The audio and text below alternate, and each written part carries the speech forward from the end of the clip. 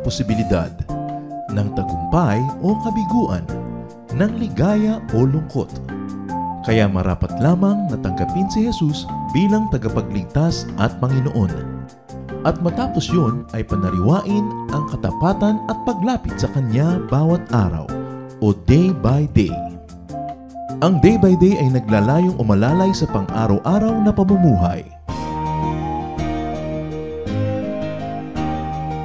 Narito po si Kuya Ed Lapis sa mensaheng pinamagatang How to Apologize.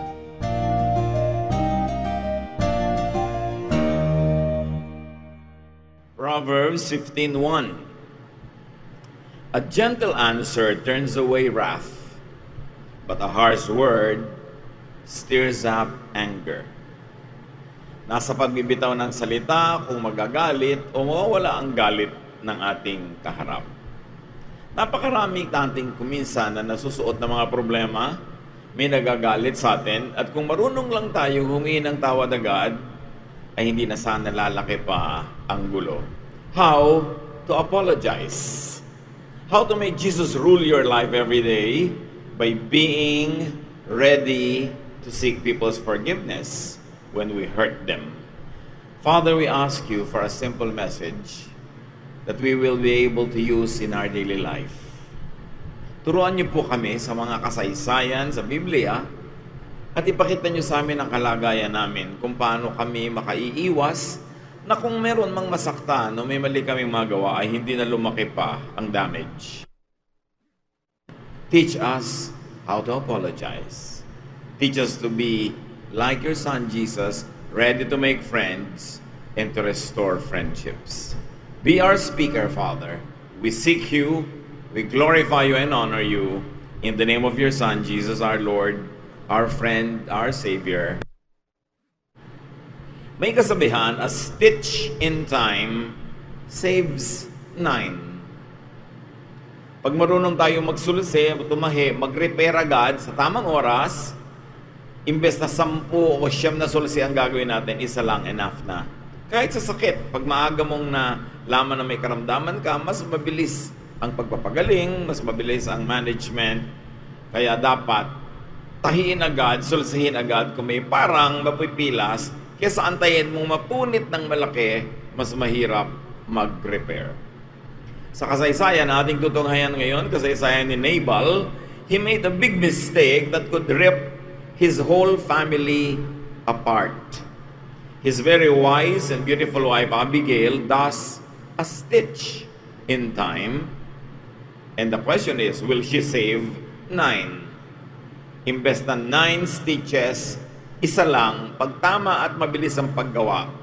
Ganyan ang ating matututunan kay Abigail. 1 Samuel 25, 2-9. Nabal was a very rich man who lived in Maon. He owned 3,000 sheep and 1,000 goats. His wife Abigail was sensible and beautiful. In other words, this man had so much to lose. Ang yaman-yaman niya, ang ganda-ganda ng kanyang asawa, matalino pa, masarap ang kanyang buhay. Dapat niyang alagaan kasi malaki ang mawawala sa kanya pag siya ay nagpabaya. Verse 4. One day, Nabal was in Carmel, having his servants cut the wool from his sheep. David was in the desert when he heard about it. So he sent 10 men to Carmel with this message to Nabal. I hope that you and your family are healthy, and that all is going well for you. I've heard that you are cutting the wool from your sheep. Ang kayamanan noong unang panahon, mga tupa, at perang malaki pagka tinatanggal na yung kanilang mga balahibo dahil yan ay nagiging tela. Ibinebenta yon, mahal. Kaya kadalasan pagka tatanggal na sila, naggugupit na sila ng mga buhok ng mga hayop na ito, ay palang piyesta. Pinapakain ng mga nanunulungan, sinusweldohan sila, masigla ang lahat kasi may perang darating. Meanwhile, sa panahon na ito, si David ay hindi pa hari. Ang hari pa ay si Saul. And David had become a fugitive. Dahil si Saul ay nagalit kay David, nagselo siya na baka agawin ni David yung kingdom, naging etchepuera si David. Wanted siya at gusto siyang ipapatay ni Saul. Lahat ng mga tao naman na naniniwala kay David at katulad niya ring na puwera sa lipunan, mga outsiders, naging mga taong labas, so to speak, nandun sila sa mga bundok-bundok, sa mga bukid-bukid na malayo sa gobyerno. Pero yung mga taong naninirahan doon, pwede nilang nakawan, pwede nilang kikilan, o pwede nilang ipagtanggol sa mga tulisan. In both cases, the people in the countryside were expected to give this group of men some financial reward for protecting them or protection money for not molesting them. Yan ang sitwasyon. Yung mga kanya-kanyang pangkat ng mga lalaking sandatahan na kalaban ng gobyerno at hindi nagpapa-submit sa gobyerno, kumukuha sila ng pera sa mga tao doon sa probinsya. One, para hindi nila nakawan o patayin o saktan yung mga tao. Or number two, dahil ipinagtatanggol nila sa mga tulisan.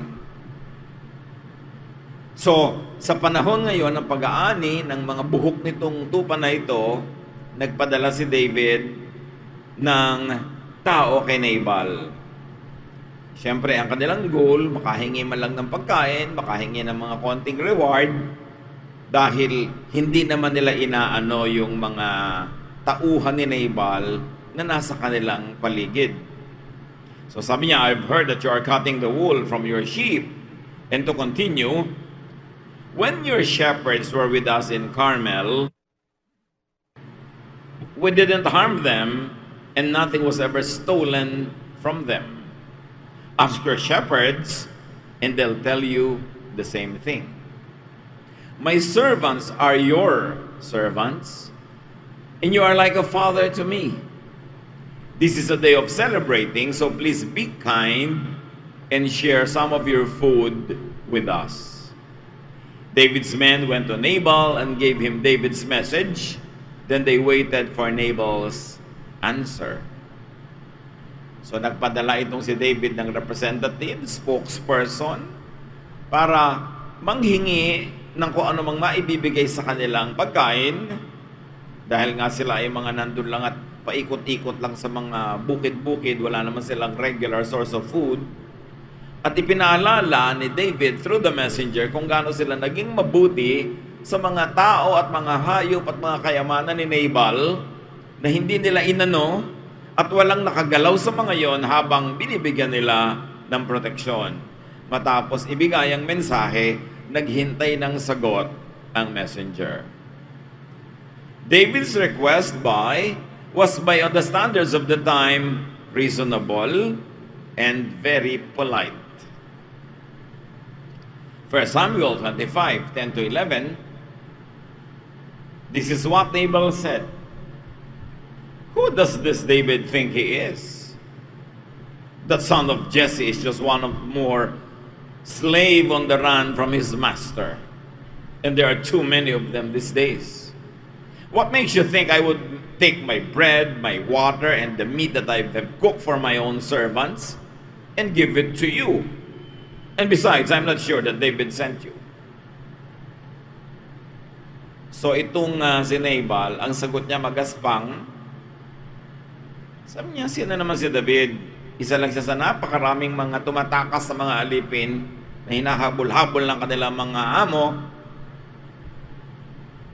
Paano niya naisip na ibibigay ko sa kanya mga pagkain kong niluto para sa aking mga tauhan? Tsaka paano naman nakakatiyak na padala ka nga niya? Baka nagpapadasot ka lang.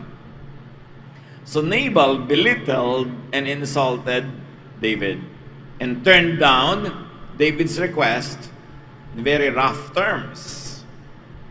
1 Samuel 25, 12-13, the men returned to their camp and told David everything Nabal had said. Everybody, get your swords, David ordered. They all strapped on their swords. 400 followed David. Nagpanting-antay nga ni David nung madinig niya yung magaspang na sagot at yung tahasan at diretsahang pagtanggi sa kanyang hiling. So, sabi niya, isuot niyo lahat ng inyong mga sandata at lulusob tayo. 400 battle-trained and battle-seasoned men followed David patungo sa kampo ni Nabal. What was going to happen? Definitely a massacre.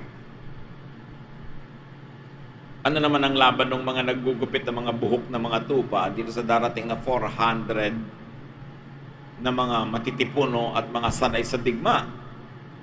1 Samuel 25:14-17. Meanwhile, one of Nabal's servants told Abigail, David's men were often nearby where we were taking care of the sheep in the fields.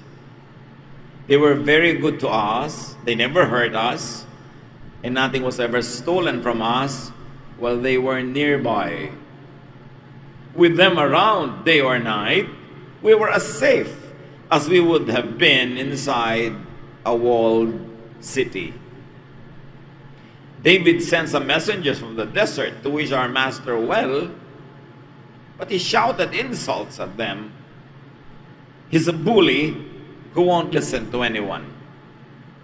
Isn't there something you can do? Please think of something, or else our master and his family and everyone who works for him are all doomed. So a servant informed Abigail. Ikinuwento niya.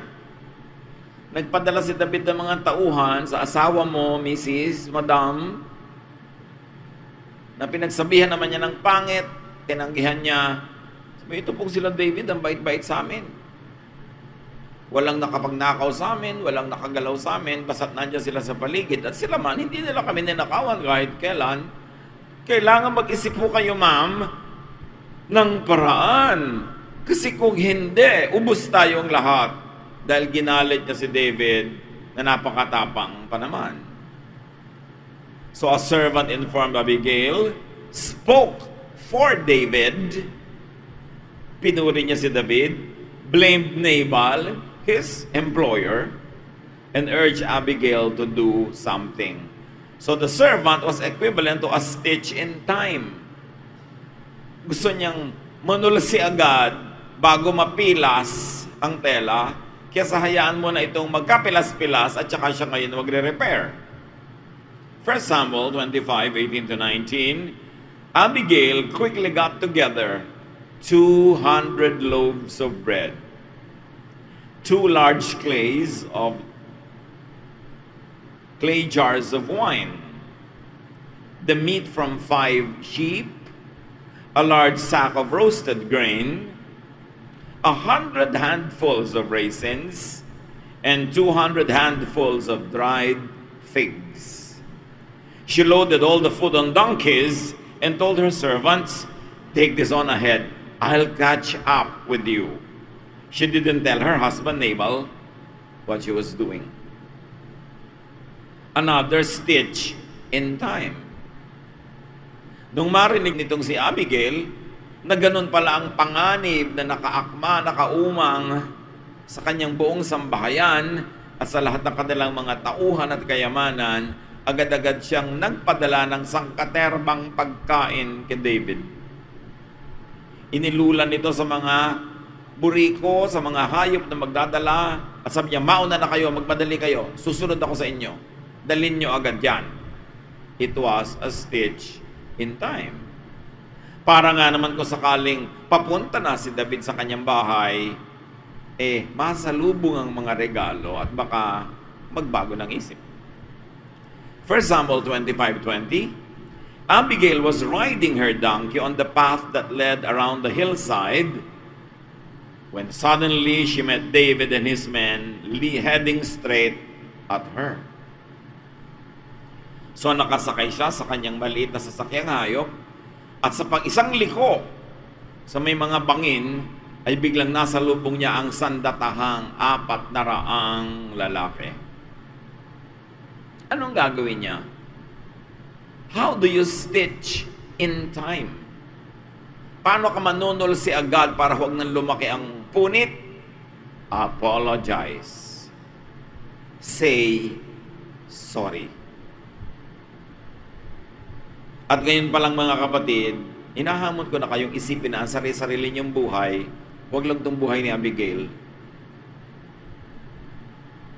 Minsan may asawa tayo, anak, kapatid, office mate, worker na may nagagawang mali o kaya may nasasaktan, may napagsasabihan, may na-offend, tapos gaganti sila, nagagalit sila. Ano ang ating mission? Tingnan natin ang ginawa ni Abigail.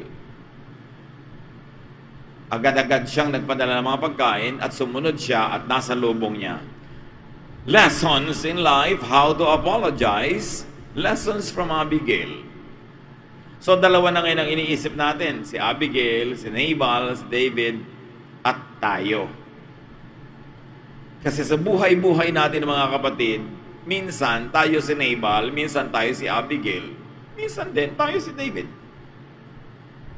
O tayo yung katulong na nagmalasakit at nagsalita. First lesson from Abigail, go to the offended person at once. Kung alam natin na partido natin ang nakagawa ng mali, nakasakit, nakapagsalita ng hindi tama, kahit hindi kayo yon, pero kamag-anak nyo, kasama nyo, go to the offended person at once. Do not make him or her come to you.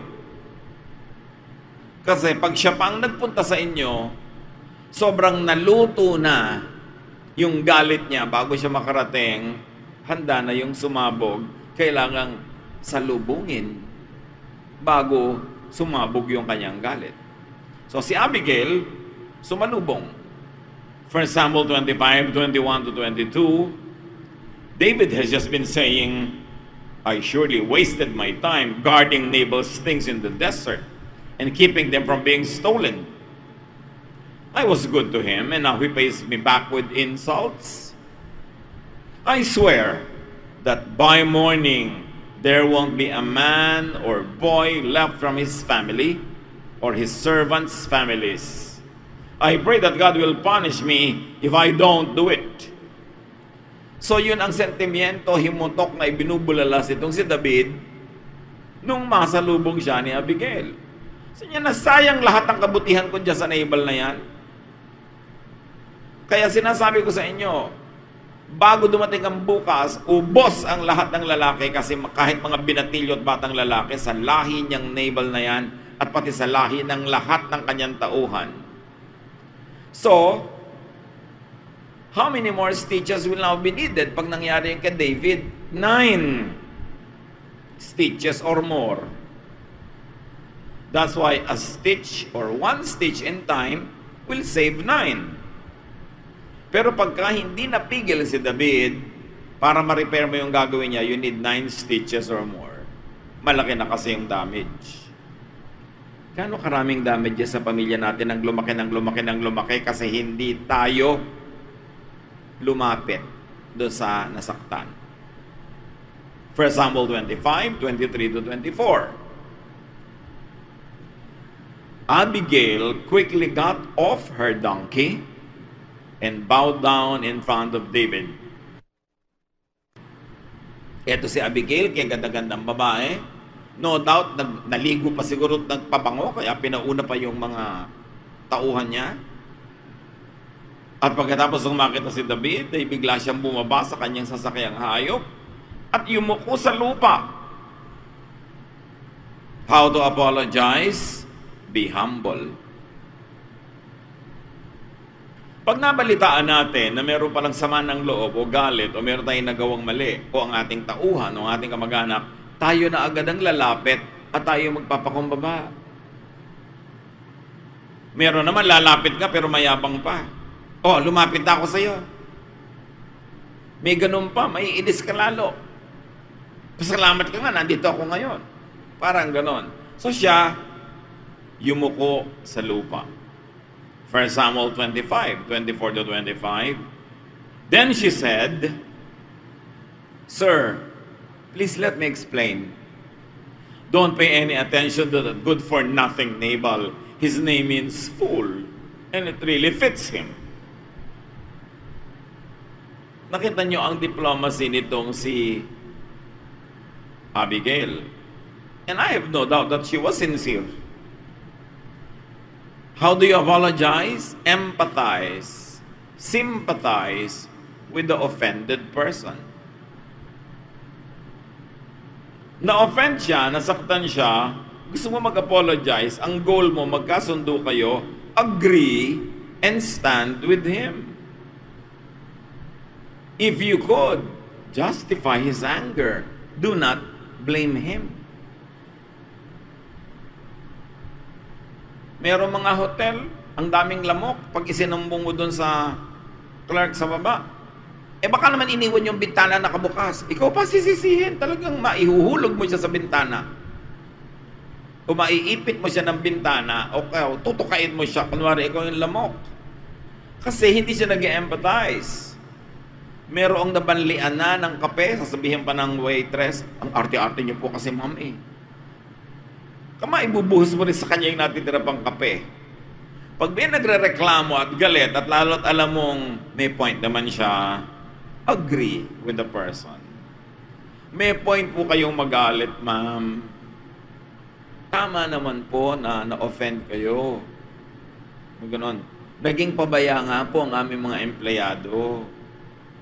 May ipis nga po ang inyong pansit. Hindi yung, baka naman kayo naglagay ng ipis dyan, gagawin mo pa yung tao. So, you take the side of the person who is hurting. Kasi pag lumipat ka na sa side niya, nawala na siya ng kalaban, nanatili kang naninindigan, kinukontra mo pa siya, di nananatiling ikaw yung kalaban. Anong apology yun? Pinapalala mo lang yung gera, mabuti pa, hindi ka na lang humarap. At sabi ni Abigail, I didn't see the men you sent. Ganon. May katuwiran ka magalit, pero ako naman, hindi ko naman nakita, nakakausap man lang, yung ipinadala niyong mga messenger. How do you apologize? Explain what went wrong. Own the responsibility.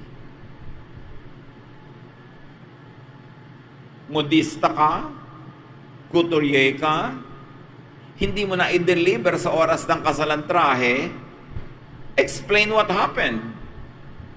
Hindi yung biglang sasabihin mo, kasi ang arte-arte mo naman, dami-dami mang buntot-buntot ng saya na gusto mo, kaya hindi tuloy umabot, di lalong nagalit sa'yo yung kausap mo. Sisihin mo ang iyong sarili o ang iyong anak o ang iyong asawa, sino man yung kapartido mo. Do not blame others, and very especially, do not blame the offended person.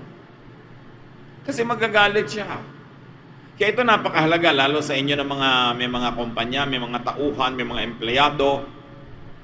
Empower your staff or your workers to own the responsibility. Kung minsan, lalo't mga empleyado yung nagkamali, sila man o kasamahan nila, sa takot na mamultahan, sa takot na ma-salary deduction, sa takot na mapagalitan, ang sisisihin nila yung customer. Para hindi mapunta sa record nila na sila yung may mali. Pag gano'n ang ginawa mo sa empleyado mo, mawawalan ka ng customer. You must empower your people to own the responsibility. Ay, pagkukulang po ng aming kumpanya na nangyari sa inyo yan. Pagkukulang po ng aking kasamahan, kamalian po namin. Hindi yung, baka naman po kayo mali. Ganyan. Magagalit lalo siyempre yung tao. And do not punish your staff or your workers when they own the responsibility. It is one step backward. Nagmukha kayong hindi magaling na grupo, but it's 2 steps forwards after that. Kasi pag natanggal nyo yung galit nung na-offend, babalik pa siya, may return business kayo, may customer pa kayo. Pero yung sa takot mo na ikaw ang masisi, siya ang sinisi mo, baka umalis na lang yun, pero hindi na yung babalik, ipapamalita pa niya na wala kang kwentang negosyo. 1 Samuel 25, 26-27, But please take this gift of food that I brought and share it with your followers. Remember, tambak-tambak yung ipinadala ni Abigail. How to apologize? Pay. Ay, matabang po pala at malamig na yung kape namin na naibigay sa inyo. Papalitan po namin at 2 na ang ipapalit namin. Sasamahan ko pa ng sandwich. Pag meron kang pagkukulang at meron kang mali, you pay. You give gifts. You don't just say, sorry. Yun lang, sorry lang. Walang regalo, walang bayad. Anong mapapala ko na patawarin kita? Wala akong mapapala. So bakit kita papatawarin? At saka, nagkamali ka sa akin? Nagpa-reserve ako ng hotel. Pagdating sa hotel nyo, puno kayo. Tapos sorry lang? Eh di dapat sabihin nyo, ititira po namin kayo sa bahay ng may-ari ng hotel. Bumalik kayo next week. 1 linggong libre. You should pay. Hindi pwedeng sorry lang. Noong 1970s, ang Bayanihan Dance Company magkakaroon ng performance sa Russia. Naiwala ng Pan American Airlines ang mga costumes ng dance troupe. Nag-perform sila na walang costume. Then later on, dumating, inulit nila yung performance with costume. Nag-iyakan yung mga audience, nakita ang ganda pala nung show na to. Na-miss namin kung yung costume hindi dumating. Sinabi lang ba ng Bayanihan ng Pan American na sorry? No. Binigyan niya ang company, ang Bayanihan Dance Company, ng round the world ticket for everybody. Ganon ang nagkakamali. Hindi sorry lang, tapos yun lang. Tapos na. Pay. 1 Samuel 25, 26 to 28, the Lord has kept you from taking revenge and from killing innocent people. Please forgive me if I say a little more. How do you apologize? Formally, clearly, request for forgiveness. Patawarin niyo po ako. Pagpasensyahan nyo na po, malinaw. Hindi yung vague. Parang humihingi ka ng sorry, hindi mo na humihingi ng sorry, hindi clear. Dapat clear. Because you owe the responsibility, you own it, and you pay, and you formally ask, patawarin nyo na po ako. 1 Samuel 25, 28 to 31, the Lord will always protect you and your family, patuloy ni Abigail, because you fight for Him. I pray that you won't ever do anything evil as long as you live. The Lord your God will keep you safe when your enemies try to kill you. But He will snatch away their lives quicker than you can throw a rock from a sling. The Lord has promised to do many good things for you, even to make you the ruler of Israel.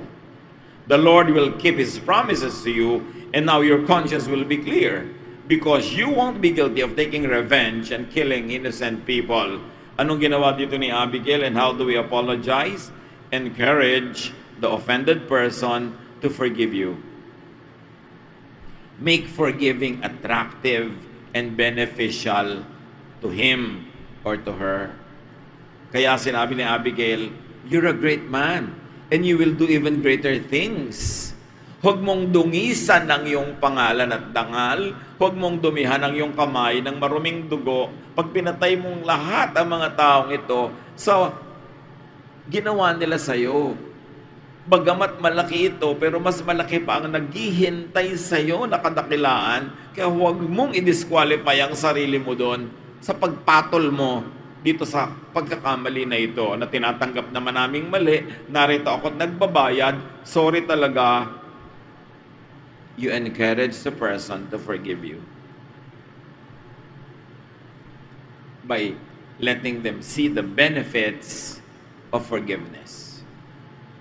1 Samuel 25, 32 to 35, David told her, I praise the Lord God of Israel. He must have sent you to meet me today. Heaven sent ka, beautiful Abigail. And you should also be praised.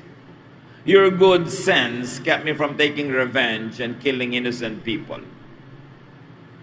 If you hadn't come to meet me so quickly, every man and boy in Nabal's family and in his servants' families would have been killed by morning.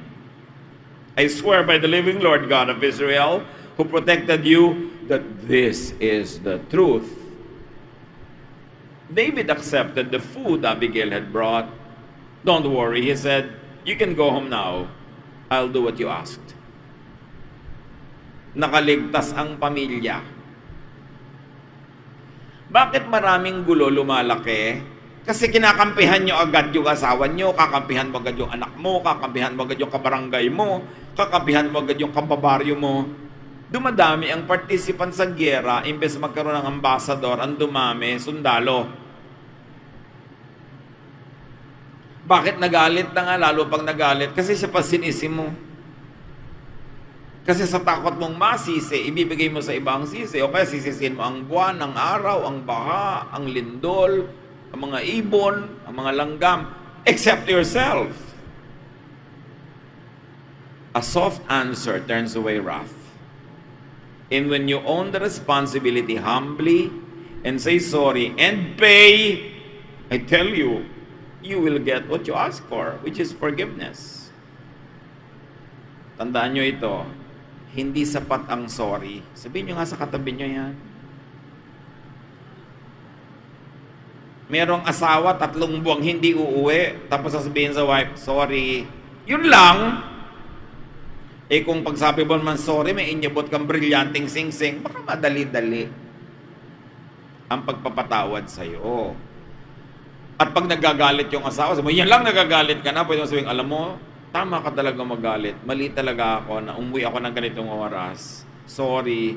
By the way, eto ang pansit. So, dadali.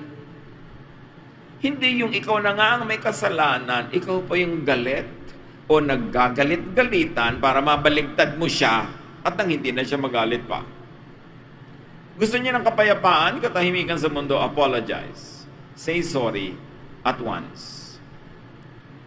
Yang sorry, parang quick-drying cement o kaya parang yung mga quick-drying mga pandikit, no? Ang bilis tumigas. Pag di mo sinabi agad yung sorry, hindi mo na masabi, ayaw na lumabas sa bibig mo.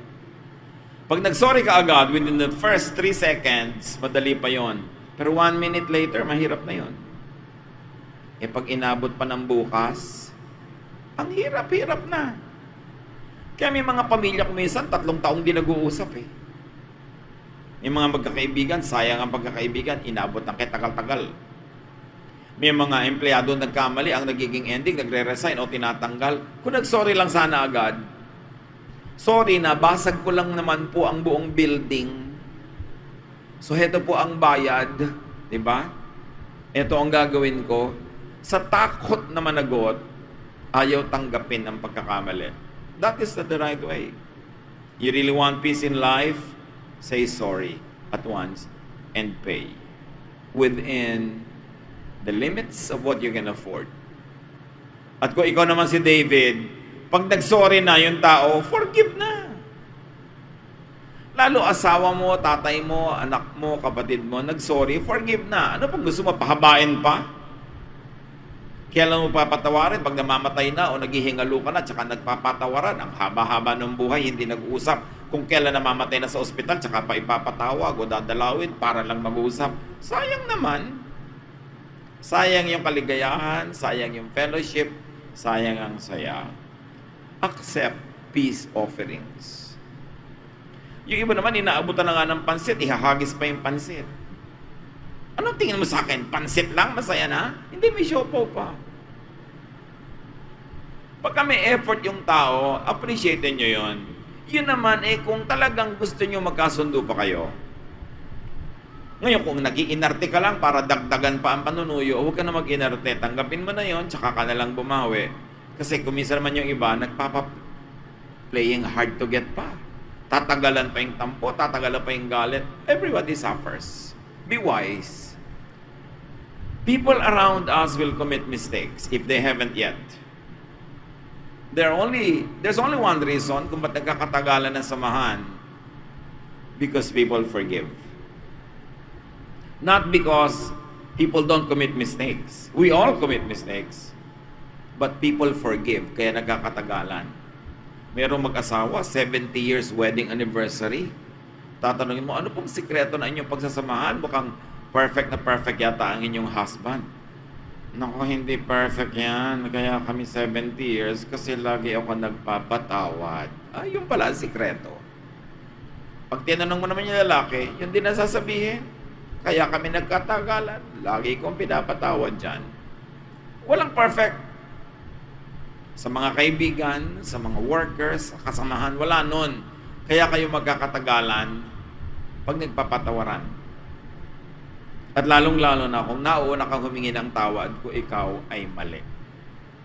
Think of people you know na nagkalayo kayo dahil hindi ka nag-sorry. O kaya nagsosorry na siya, ayaw mong pantanggapin. Sayang ang friendship. Dear God, teach us how to apply this in our lives. Golden lessons from Abigail and from David too. At turuan mo rin kami sa pagkakamali nitong si Nabal na huwag kami maging tulad niya na dahil sa aming mga kamalian, wala nang ginagawa yung mga Abigail ng buhay namin kundi to make up for us, to speak in our behalf, to say sorry in our behalf, and to sacrifice, paying for our mistakes. Teach us to learn from the characters in this story. Even from the servant who very quickly brought the problem to the attention of Abigail. Turuan nyo kami na kung kami magsusumbong-sumbong, ang uwian ng aming pagsusumbong ay kapayapaan at katahimikan, hindi lalong lumaking gulo. Pagbulay-bulayan natin mga kapatid ang leksyon mula sa characters na ito. Let's bow before the Lord and spend enough time thinking about our own lives, how we can become a Nabal, a David, mapusok, nagalit agad, buti na lang at sinalubong ng isang Abigail. Think about how you could do an Abigail or a servant. Teach us, Lord. Hindi pang-entertain lang ang mga kwento sa Biblia para kami turuan. Bigyan nyo kami ngayon ng karunungang maunawa kung ano ang leksyon para sa bawat isa sa amin. Be with the Lord in silent reflection.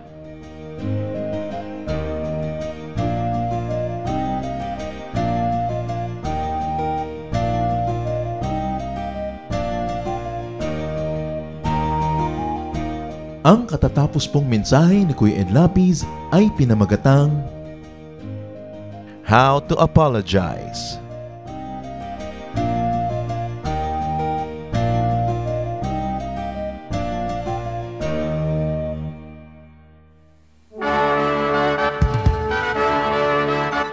Halina't sama-samang sumamba at magdiwang sa Day by Day Jesus Celebration kasama si Kuya Ed Lapiz. Bulwagan ng Panginoon PICC, one Sunday a month, Philippine International Convention Center, Rojas Boulevard, Pasay City. All other Sundays sa mga Day by Day mini bulwagan ang pagtitipon. Para sa buwan ng Enero, gaganapin ito sa January 19, 2025. 8 a.m. ang First Jesus Celebration, 10 a.m. naman ang Second Jesus Celebration. Para sa iba pang detalye, bisitahin ang ating official Facebook page, Day by Day Friends.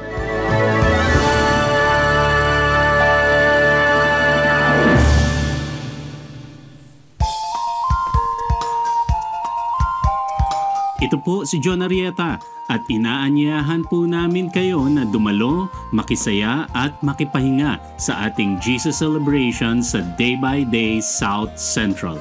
Tuwing linggo, alas 10 ng umaga sa 5th floor, Finma Plaza, Plaza Drive, Rockwell Center, Makati.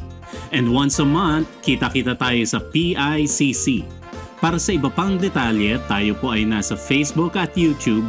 Hanapin lang ang Day by Day South Central. Halinang ipagdiwang ang Panginoong Jesus.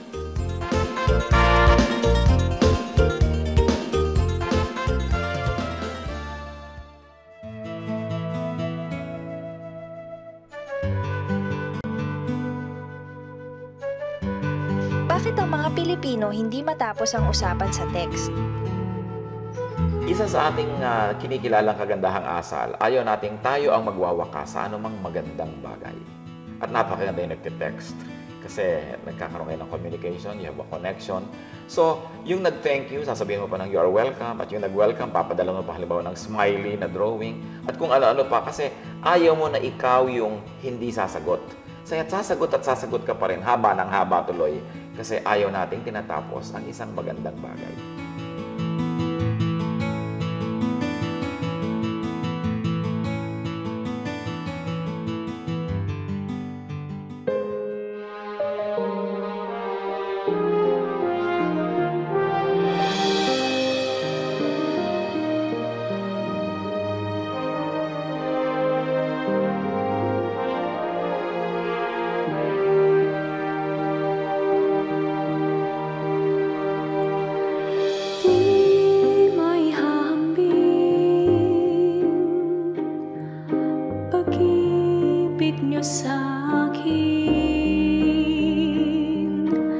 Di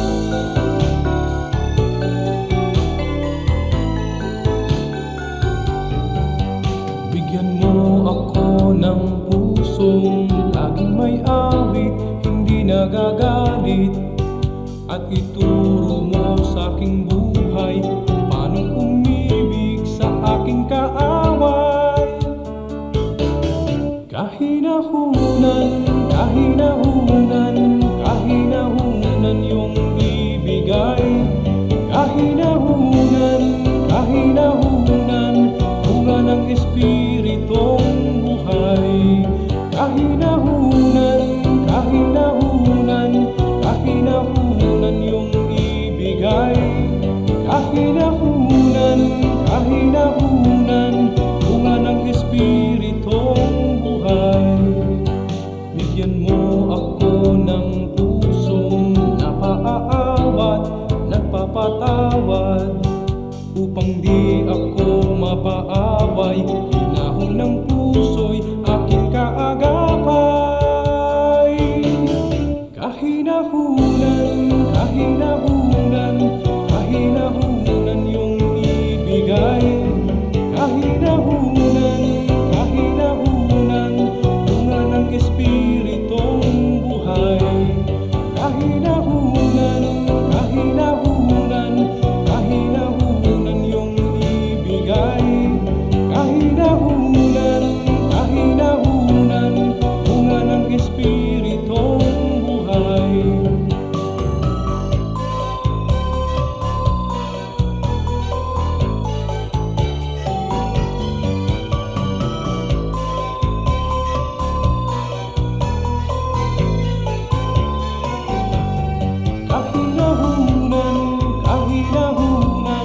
Kahinahunan yung ibigay.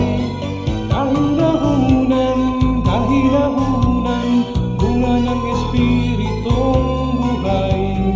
Kahinahunan yung ibigay. Kahinahunan, bunga ng Espiritong buhay. Kahinahunan yung ibigay. Kahinahunan, bunga ng Espiritong buhay. Bunga ng Espiritong buhay.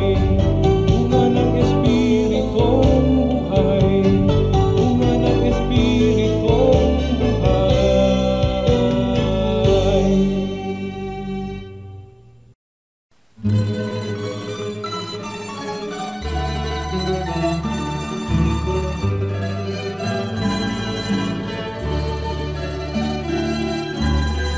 Mga gawa niyo sa aming buhay, tuwin ay naaalala. Kayo'y laging tapat na tunay, puno ng pagpapala. Salamat sala'y pinatawad, nilinis niyo, Diyos. Pakinggan niyo't aming ilalahad, awit sa inyo, Jesus. O kay sarap mabuhay sa piling niyo, Jesus. Bawat landas may kulay, kasiyahay lubos, ang tanging ninanais ay magpuri sa inyo. Lalo lang tumatamis sa piling niyo, Jesus.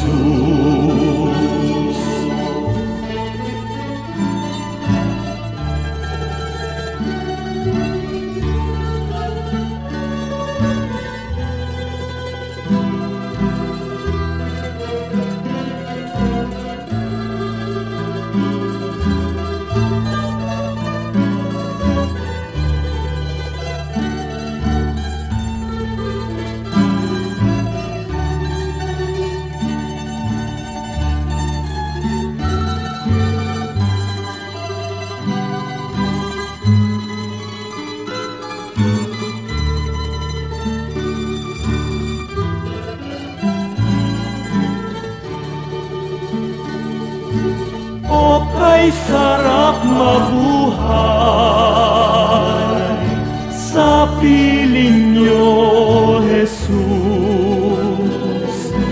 Bawat landas may kulay, kasiyahay lubos, ang tanging ninanais ay magpuri sa inyo, lalo lang tumatamis sa piling niyo, Jesus.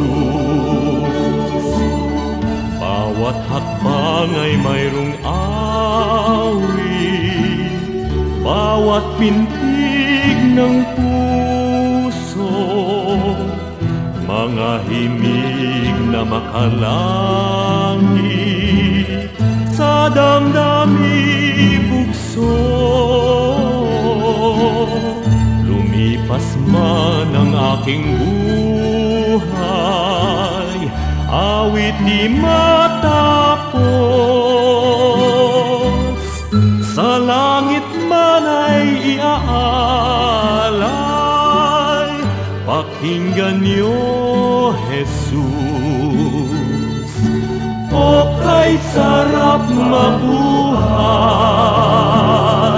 sa piling niyo, Jesus. Bawat landas may kulay, kasiyahay lubos, ang tanging ninanais ay magpuri sa inyo, lalo lang tumatamis sa piling niyo, Jesus. Lalo lang tumatamis sa piling niyo, Jesus.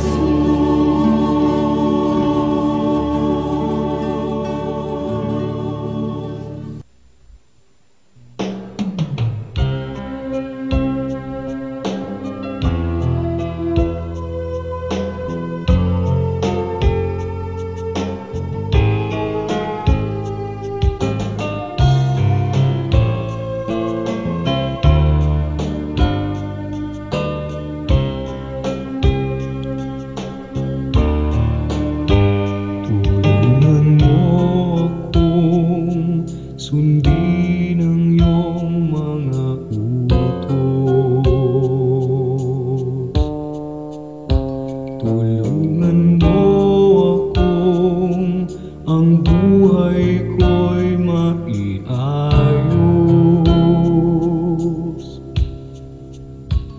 at sa mga tukso tulungan mong pigilin ang sarili ko.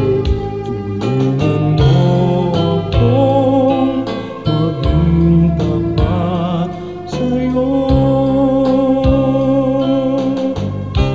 Pagpipigil sa sarili, pagpipigil sa sarili, kung nalulungkot at nalulumbay, magtiis at maghintay. Pagpipigil sa sarili, pagpipigil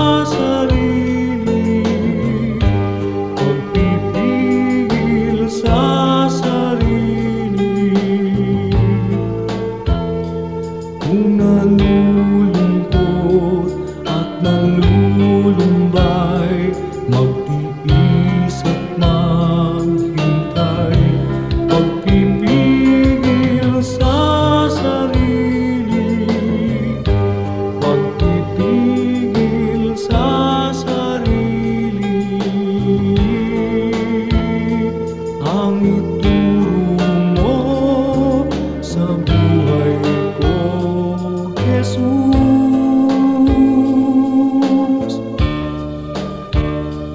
Ang ituro mo sa buhay ko, Jesus.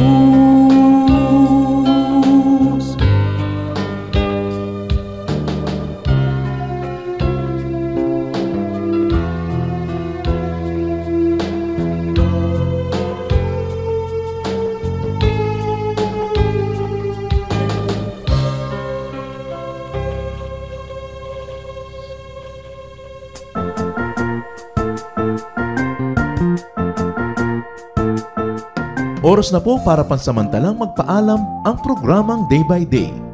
Tayo po'y magsama-sama tuwing ika-6 hanggang ika-7 ng umaga, araw-araw. Magandang umaga po at mabuhay ang Panginoong Hesus!